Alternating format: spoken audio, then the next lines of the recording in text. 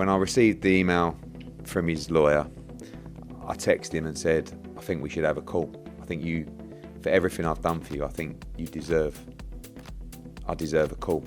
Eddie Hearn built Conor Benn from the ground up, promoted him for over a decade, loaned him hundreds of thousands of pounds out of his own pocket when Ben got suspended and the entire sport wrote him off, defended this man publicly when nobody else would touch him. And on February 20th, 2026, Ben signed with Dana White's Zuffa Boxing for a reported 8-figure deal. And Hearn found out through an email from Ben's lawyer. He texted Ben asking for a phone call. After everything, Ben said no. This is the story of how the most brutal beef in combat sports turned into a full-blown betrayal, and why the war between Dana White and Eddie Hearn is only getting started. Let's get into it. Now, for those of you who might not be fully dialed into the politics of this game, you gotta understand who these two operators really are, because understanding the power each one holds is absolutely critical to grasping why this war has turned so personal, so fast. Dana White, the undisputed godfather of mixed martial arts, has been running the UFC since 2001.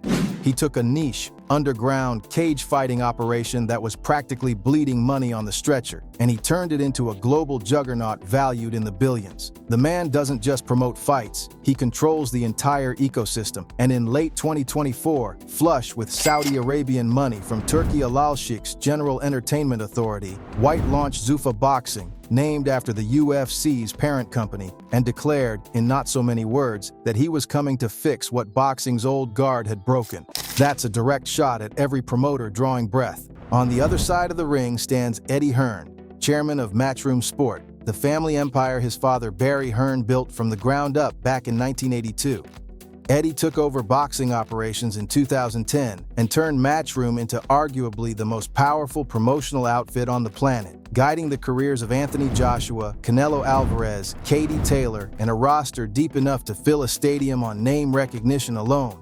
While Dana operates like a warlord, loud, aggressive, scorched earth, Eddie is the diplomat who still carries a blade, polished, media savvy, but every bit as cutthroat when someone tries to take what's his. And here's the thing, and this is what makes the whole situation so deeply twisted. These two used to be cool, genuinely.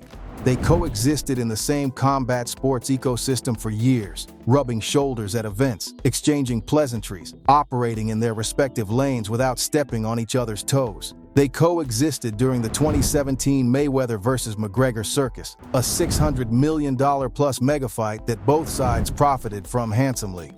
Hearn even went on record calling White the greatest MMA promoter of all time, a legitimate cosign from one of boxing's most powerful voices. White hosted Hearn at UFC events, spoke positively about him in interviews, and for all intents and purposes, the two men had an unspoken alliance built on mutual respect, or at the very least a professional ceasefire that benefited both empires. But every ceasefire has an expiration date, and this one shattered into 1,000 pieces the moment White stepped onto Hearn's turf with Saudi money in his pocket, a brand new championship belt in his hand, and a declaration of war on his lips. By September 2025, the verbal gunfire had started. Hearn dismissed White's boast that Zuffa had already promoted two of boxing's 3 biggest fights ever, Mayweather-McGregor and Canelo-Crawford, by crediting Turki Al Sheikh, not White, as the architect behind Canelo Crawford. That was the first public disrespect. Hearn basically told the world, "You didn't cook that meal, Dana. You just sat at the table." And White? He did not take that lightly, not even a little bit. By October 2025, footage dropped of White sitting in his office, world map on the wall behind him, absolutely unloading on Hearn. I saw Eddie Hearn, who, listen, I love and respect this guy. I consider him a friend. I was surprised, but not surprised to see him talking today. Now, before you think that was White playing nice, hold that thought, because that same man, in separate footage that racked up over 314,000 views and 3,370 likes on X, went full scorched earth, calling Hearn a lunatic who sounds like he's reading a WWE script, telling the world Hearn wasn't going to do anything about Zuffa's takeover. Just flat out dismissed him like a corner boy who wandered onto the wrong block. And Hearn? He heard every single word, every syllable, every dismissive hand gesture. On the Ariel Helwani show, He fired back with the kind of cold composure that lets you know a man is not rattled. He's loading up. He's studying the angles. He's waiting for the perfect moment to strike. Hearn framed the rivalry in the starkest possible terms, declaring to anyone who would listen, it's Eddie versus Dana, a direct one-on-one war for boxing supremacy. Yeah, but look, I'm only responding to what he said. Like, what do you want me to do? You know, I didn't wake up yesterday morning going, oh yeah, I'm going to go after Dana White. And just like that, the pretense of professionalism was dead. What had started as industry competition had crossed over into something deeply personal, and the streets of combat sports were about to get flooded with some of the most vicious back-and-forth promotional warfare we've ever seen.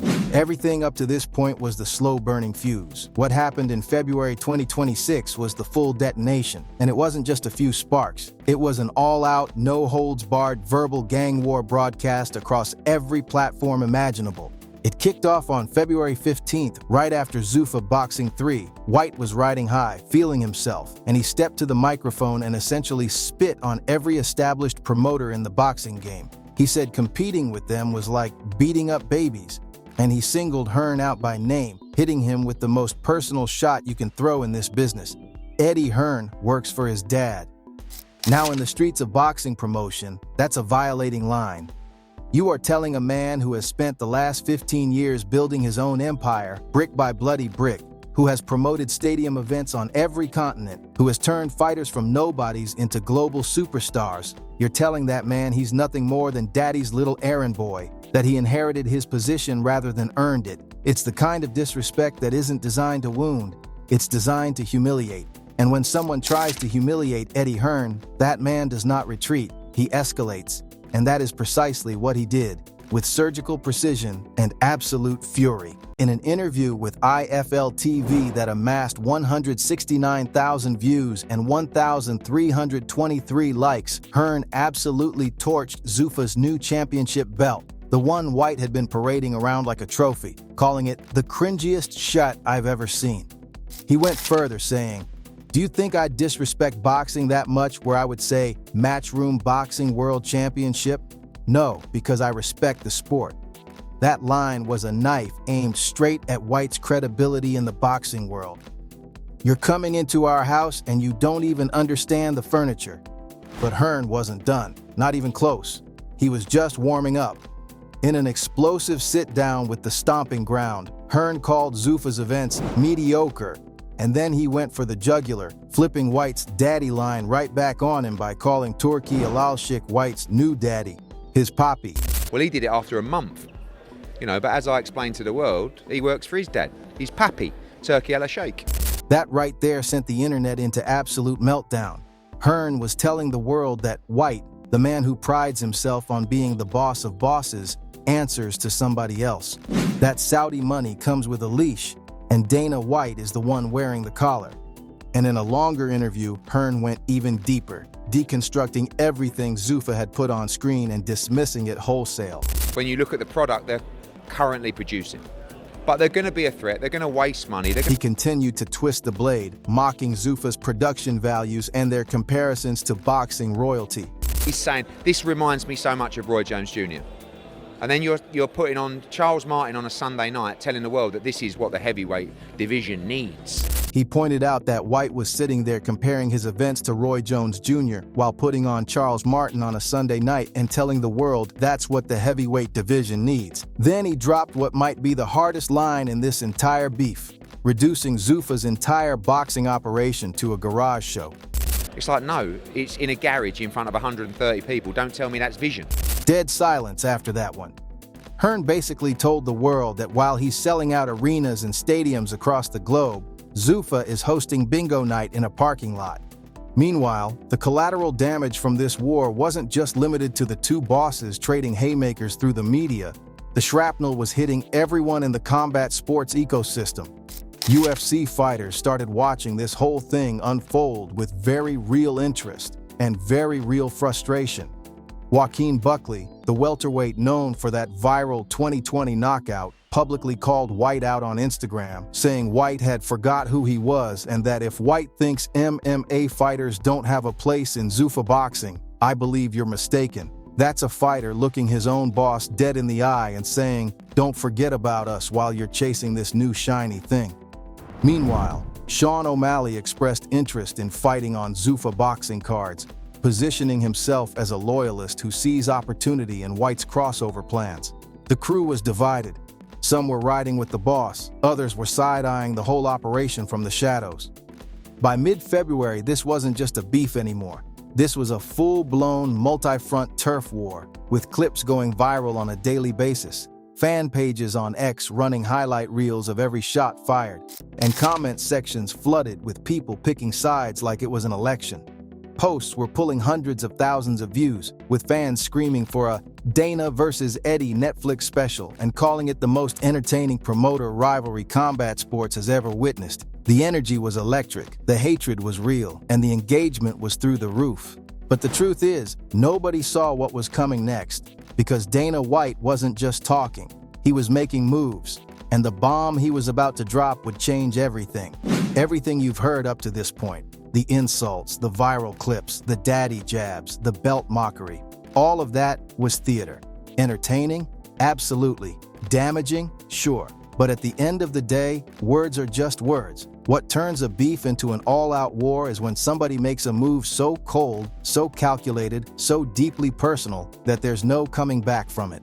On February 20th, 2026, Dana White's Zuffa Boxing announced the signing of Conor Benn, Eddie Hearn's guy, a fighter Hearn had built from the ground up over an entire decade, a man Hearn had loaned hundreds of thousands of pounds to during his 2022 to 2023 drug suspension, publicly defended when the entire sport wrote him off and treated not just like a business asset but like family. The deal was reportedly a one-fight, 8-figure contract, at least $10 million, bankrolled by Saudi money. And just like that, Ben walked out of Matchroom's front door and straight into the enemy's camp. This wasn't just a signing. This was a heist, a calculated, cold-blooded extraction designed to humiliate Hearn on the biggest possible stage. And the timing? Right after Hearn had just spent the previous week publicly destroying Zuffa on every microphone he could find. White didn't respond with words. He responded by taking one of Hearn's most valuable soldiers right out from under him. Hearn found out through an email from Ben's lawyer. Not a phone call, not a face-to-face conversation, an email. And when Hearn texted Ben asking for a call, after everything he'd done, Ben said no. When I received the email from his lawyer, I texted him and said, "I think we should have a call. I think for everything I've done for you, I deserve a call." That refusal cut deeper than any contract dispute ever could. It said everything without saying a word. And he said, "No, I can't believe it." Very painful. I don't know, feels a little bit of a wasted few years. Pretty devastated. Hearn was visibly broken. This wasn't the polished, media-trained operator we're used to seeing. This was a man who had gone to war for someone and gotten stabbed in the back for his trouble. In his full-length exclusive with IFL TV, an interview that was raw, emotional, and gut-wrenching, Hearn laid it all bare. I'm not going to sit here and hang Conor Benn out to dry. But I've got to be honest with you, me personally, pretty devastated. He said he wasn't going to sit there and hang Conor Benn out to dry, but he had to be honest. He was pretty devastated. Hearn continued to unravel the depths of his disappointment, admitting he had made a fatal error, trusting that loyalty would be enough. I blame myself because I forgot it was boxing, you know? And I just felt that the loyalty that we've shown would never ever put us in this position. And then the line that summed up the entire betrayal, the moment Hearn acknowledged he'd been played. I made a mistake because I misjudged the character. Meanwhile, old clips of Ben pledging eternal loyalty to Matchroom resurfaced across social media. Quotes like, "My loyalty would still stand with Matchroom. I know where my bread's buttered," adding layers of irony to an already devastating situation. The whole internet was running those receipts. White, for his part, celebrated on Instagram, calling Ben an absolute beast and superstar, a post fans immediately read as a victory lap over Hearn. But he wasn't done, not even close. At the post-fight press conference after Strickland's win, a reporter brought up the Ben signing, and White didn't just twist the knife, he snapped the handle off. He looked dead into the camera and said, "Well, I think you saw this week, I am really beating up babies. Is there a bigger pussy than Eddie Hearn?" And when the reporter mentioned that Hearn was visibly upset about losing Ben, White doubled down without an ounce of sympathy. Is there a bigger pussy than Eddie Hearn? This guy's supposed to be your friend. You're fucking crying. He made more money. He's going to make more money, and he had the right to match it. He could have matched it. Then the reporter told White that Hearn said he tried to call Ben, and Ben wouldn't return his calls. White's response: "What a crock of shit. Yeah, we're literally beating up babies." What a crock of shit. We're literally beating up babies. That was White at his most ruthless. No diplomacy, no corporate speak, just pure, uncut disrespect aimed at a man who was already on the floor. He didn't just take Hearn's fighter, he mocked him for hurting over it. But in the trenches of the stomping ground, Hearn was processing the fallout in real time, and his comments about his relationship with Turki Alalshik were equally revealing. No, you know what? I'm not an idiot. I know what he's all about, and that's how you always have to keep things when you're in that kind of relationship. You know. Hearn acknowledged the game for what it is: cold, merciless, and transactional. And in a moment of defiance that showed the old fire still burns, he told the world exactly what he planned to do about it. With Turkey will tell you, "I'm going to fuck you." Do you know what I mean? And I will say to him, "I'm going to fuck you too." That line, delivered with dead serious eye contact, was Hearn serving notice to everyone in the boxing game that this is far from over. The story generated over 29,500 posts on X in under 24 hours. Oscar De La Hoya jumped in, ripping White for the move. Memes of UFC fighters seething over the pay disparity flooded Instagram and TikTok. Frank Smith, Matchroom's CEO, called it a stab in the back. The combat sports world was on fire. And the scariest part? This is only Zuffa's second major signing, after Jai Opataya. The question on everyone's lips now is terrifyingly simple. Who's next? Because this beef between Dana White and Eddie Hearn is no longer about insults and interviews. It's about territory. It's about power. And in the cold, unforgiving world of boxing promotion, where loyalty is for sale and every fighter has a price, the war has only just begun.